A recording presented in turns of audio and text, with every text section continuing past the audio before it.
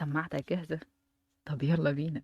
بس قبل ما نبدأ حط لنا لايك واعمل سبسكرايب، لأن اللي جاي ما ينفعش أبدا يفوتك. فيلم النهاردة قصة حقيقية بدأت بوفاة الممثلة المشهورة أنا فريتز، اللي بتكون ماتت في الحمام في الحفلة الخاصة بتاعتها، وجسمها بيتم نقله لتلاجة الموتى عشان هيروح المشرحة تاني يوم. والممرض اللي بينقل جسمها حطها في التلاجة وعرى وشها وخد لها صورتين. وبعدين بنيجي للاتنين دول إيفان وجيف، بيدخلوا المستشفى عشان يسألوا عن صاحبهم الممرض باو، واللي بيجي لهم صاحبهم. وبعدين جيف بيسأله لو عنده صور تانية للممثلة اللي ماتت. باو بيقول له لأ، وبيضحكوا هما التلاتة وبيعزموه على الحفلة اللي هما مقررين ان هما هيروحوها كمان شوية الساعة 12 بالليل. فباو بيقول لهم ان الشفت بتاعه هيخلص الساعة 12، يعني بعد ساعة. فبيطلبوا منه ان هم يشوف لهم مكان يقعدوا يشربوا فيه عقبال ما يخلص الشفت بتاعه. فبياخدهم باو لمكان الزبالة ورا المستشفى، وبيقول لهم اوعوا تلمسوا حاجه لان دي فضلات بشريه وممكن تتعدوا. فجافي بيتضايق بالمكان المعفن اللي جابهم فيه ده، بيقولوا له بس يلا مش هتفرق يعني، وبيطلعوا الازازه والكوبايات البلاستيك وبيبداوا يشربوا. فباو بيقول لهم ان هو مش هيعرف يروح معاهم لان طلع على شغل كده لغايه الصبح، فبيتريقوا على شغلانه الجثث بتاعته دي، وبيقولوا له ما تشوف لك شغلانه عدله يا ابني بدل القرف اللي انت فيه ده. فبيقول لهم انا مرتاح كده. وبعدين التلاتة بيشربوا في ساحة الممثلة المشهورة أنا فريتز اللي لسه ميتة. وبعدين بقى بيقولهم ينجزوا لأنه اتأخر على الميتين بتوعه وما يقدرش يسيبهم لوحدهم. فإيفان بيقول له لو شاف جسم الممثلة كله. فجافي بيتقرف من كلامه، وباو بيعرفهم إن جسمها هيفضل في المستشفى لحد تاني يوم. وفعلا الاتنين بيطلبوا منه إن هو ياخدهم يفرجهم على الميتين، وفعلا باو ما بيصدق وبياخدهم جوه المستشفى. وجافي بيكون فاكرهم بيهزروا ومش هيدخلوا الميتين ولا حاجة. فإيفان بيتحايل عليه وبيركبوا هما التلاتة الأسانسير وهما ماشيين، وبقوا بيحذرهم وبيقول لهم إن لو أي حد شافهم يقولوا إن هما جايين زيارة لأي حد. ولما دخلوا تلاجة الميتين جافي بيكون مرعوب جدا لأنه أول مرة يشوف جثث، بس في الآخر أقنعوه يقعد. وباو بيقول لهم إن هو هيخليهم يشوفوا جسم الممثلة. فجافي بيترعب لأنه أول مرة يشوف جثة، لكن فجأة باو بياخدهم وبيشيل الغطا على جثة ست عجوزة. وبعدين بيقعد يضحك عليهم، فايفان بيقول له اخلص يا عم انا عايز اشوف جثة الممثلة. فبيمشوا وبيوريهم وش انا فريتز، ووشها مش بيكون وش واحدة ميتة ابدا. فايفان بيكون عايز يتصور معاها، بس جافي بيقول له ان هم اتأخروا ويلا بينا نروح الحفلة. فبيرجعوا يغطوها تاني وبيرجعوا يشربوا حاجة. فايفان بيقول لهم ان اي حد عاقل هيحب يتصور مع الممثلة دي حتى لو ميتة. فبيقفوا حواليها وبيتكلموا. وجافي بيقول لهم ان هو عايز يمشي وان هو تعبان وعايز يرجع وبطنه وجعته من القرف ده. وبيطلعوا بيسيبوا ايفيان لوحده مع الجثة اللي بيبدأ يتحرش بيها. فجافي بيقول لباو الحق اللي بيعمله ده، دي مصيبة. فباو بيهديه وبيقول له ما تقلقش ما تقلقش، ما انا كمان بعمل كده، لا والله. فباو بيدخل له وبيقع على الجثة قال يعني من غير قصده، وبيبدأ يتحرش بيها هو كمان. بس المصيبة إنها بتكون فتحت عينيها شايفاه. فبيترعب بقى وبيقع على الأرض وبيتجمد مكانه هو إيفيان، وبيقول لهم يروحوا يجيبوا لها مية ويهدوها، بس هما اللي كانوا متجمدين ومحتاجين مية ليهم هم أصلا. وأنا كانت متجمدة كأنها مشلولة بس مفتحة عينيها. وبعدها إيفان بيقول لباو هيعملوا إيه في المصيبة دي؟ طب هياخدوها فوق المستشفى ولا يكلموا الدكتور ولا ايه؟ وجافي متسمر مكانه مش عارف يعمل ايه.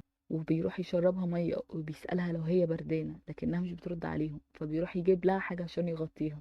فجافي وهو بيغطيها إفيان بيوقفه وبيقول له هما لازم يفكروا كويس جدا هما هيعملوا ايه. وفجأة بيسمعوا واحد جاي عليهم، فإيفان بيقول لهم ان هما لازم يستخبوا. فجافي بيقول لهم ان هما يعترفوا باللي حصل وخلاص. بس إيفان ما سمعش كلامه وغطى وشها واستخبى. ولما دخل الممرض التاني ومعاه جثة حاولت أنا تتحرك وتبين وشها، لكنه بيخرج للأسف قبل ما ياخد باله. وجافي بيروح يهدي. فإيفان بيقول له تعالى هنا يا حنين، وبياخدوا الأوضة التانية وبيتكلموا. وبيكون بقى وإيفان مرعوبين، خصوصا إن هي مشهورة وكل الصحافة تتكلم عليهم. فجافي بيقول لهم إن هي مش حاسة ومش عارفة هم عملوا إيه، لكن إيفان بيقول له إن هي شافته وبصت في عينه. وباو بيأكد كلامه. فجافي بيقول لهم لا هي ما كانتش حاسة. فبيقولوا له انت مش متورط زينا عشان كده عايز تساعدها بس. فايفان بيقول لهم ان كل الناس فاكرينها ماتت، فمش هيحصل حاجة يعني لو قتلناها بجد. فجافي بيرفض الفكرة تماما وبياخدها عشان يطلعها بره التلاجة، لكن ايفان بيمنعه وبيقول له ان هو مش عايز يدخل السجن. جافي بيتصدم منه وبيقول له مستحيل نعمل جريمة زي دي. وفجأة انا بتتكلم وبتترجاهم يخرجوها من هنا، وهي ابدا مش هتقول اي حاجة لاي حد. وجافي بيحاول يخرجها، ولما صمم جافي يكسر الباب بيتخانق مع إفيان وبيضربه بغباء وبيغمى عليه. ولما بيروحوا يطمنوا عليه بيكون لسه عايش بس نزف كتير جدا جدا. إيفان بيقول له آسف أنا ما كنتش في وعي، كنتش عارف أنا بعمل إيه. فبيجيب ملاية وبيحطها تحت دماغه عشان يوقف النزيف. فإيفان بيقول لباو إنه لازم يكلم حد وما ينفعش يسيبوه كده. فبياخدوه أوضة تانية وبيكون بين الحياة والموت. وبيجي الممرض التاني التلاجة، وباو بيروح يتكلم معاه وبيقول له إن في ممرض تاني حبسه بالغلط لما دخل مع جثة أنا فريتز. وبيحاول يطلعه بره بسرعة قبل ما يشوف إيفان وجافي. وبيروح لجافي بيلاقوه مات خلاص، وأنا جنبهم عمالة تعيط.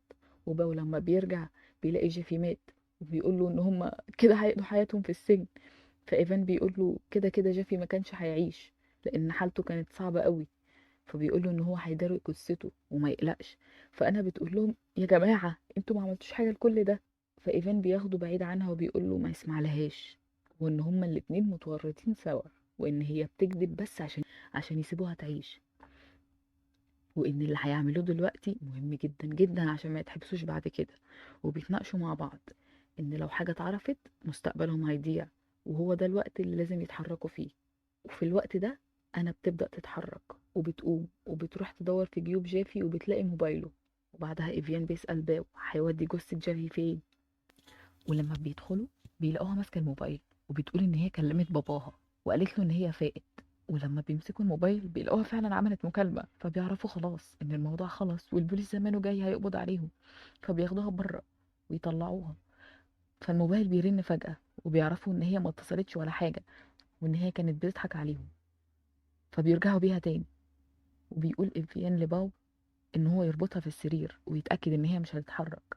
وبيروح يجيب بلاستر عشان يكتفها، لكن هي بتحاول تستعطفه وبتقوله إن هو لو سمع كلام إيفان هيتسجن، لكن لو ساعدها عمرها ما هتبلغ عنه، وإنه ما عملش حاجة، وإن هي عايشة لغاية دلوقتي بفضله، وإن إيفان قتل جافي عشان يتخلص منه وهيقتلك أنت كمان. فبيحط على بقها بلاستر عشان ما يسمعش كلامها. فبيكون إيفان طلع بره المستشفى عشان يتخلص من جثة صاحبهم، وبيتخلص منها لما الممرضين بيمشوا. وبابا بينظف الأوضة من الدم. فأنا بتحاول تفك نفسها وبتعرف وبتزحف بره الأوضة. ولما إيفان بيجي وبيلاقيها اختفت فجأة بيرجع لبابا وبيروحوا يدوروا عليها. وبتكون أنا بتفضل تزحف في الطرقة لغاية لما أخيرا وصلت الأسانسير وأخيرا هتهرب. وفجأة أول ما هربت بيلاقيها إيفان للأسف، وبياخدها وبيجرها وبيرجعها لمكانها تاني. وباو بيسأله هو فعلا قتل جيفي، فبيقوله ان هي بتكذب عليك عشان توقعنا في بعض. وايفان بيجهز نفسه انه هيقتلها وبيجيبوا ملاية عشان هيقتلوها سوا. فباو بيقوله بلاش، بس ايفان بيقنعه وبيقتلها، وبيمسكوا هما الاتنين الملاية وبيقتلوها وبيسيبوها وبياخدوا جثة جافي ويرموها في الزبالة. وايفان بيقعد وايفان بياخد الصندوق ويطلعه بره. فباو بينظف التلاجة وجثة انا من اي اثر ليهم عشان ما يتكشفوش خالص. ولما بيتخلص بيحط عليها ملاية جديدة، وقبل ما بيمشوا بيسمعها بتكح. فبيقول لها تكمل تمثيل عشان ايفان ما يجيش يقتلها. وبنعرف هنا ان هو اتفق معاها ان هو هيمثله ان هي اتقتلت. وبعد ما بيخلصوا بيروحوا عند الاسانسير عشان يمشوا. فايفان هنا بيكتشف ان في حاجه وقعت منه. فبابا بيقول له استنى ما ترجعش هروح اجيبها لك انا. فبيقول له لا انا هروح اجيبها بنفسي، ومش بيرضى. وبيروح بيلاقي انا بتلبس هدومها ولسه ما ماتتش. فبيمسك ايفان صاحبه وبيقعد يضربه وبيخنقه وبيقول له انت عايز تسجننا وبتتفق عليها معايا. وبيحاول يقتله لكن فجأة بتيجي انا وبتغرس السكينة في رقبته. وبيجي باوي يقول لها احنا كنا ماشيين صدقيني، كانت كل حاجة هتنتهي وما كناش هنرجع تاني. لكن هو وقعت منه حاجة واول لما عرف فساعتها بتقتله انا كمان. وهنا بينتهي الفيلم اللي استغفر الله العظيم تعبنا كلنا. وبتفضل تنتقم منه وتديله كذا طعنة لغاية لما بيموت خالص. لو عجبك الفيلم ما تنساش تعمل لنا لايك وسبسكرايب وتقول لنا رأيك في كومنتات. كتب الفيلم ولخصه سلمى محجوب. ومونتاج عبد الله الحداد. نشوفكم الفيلم الجاي.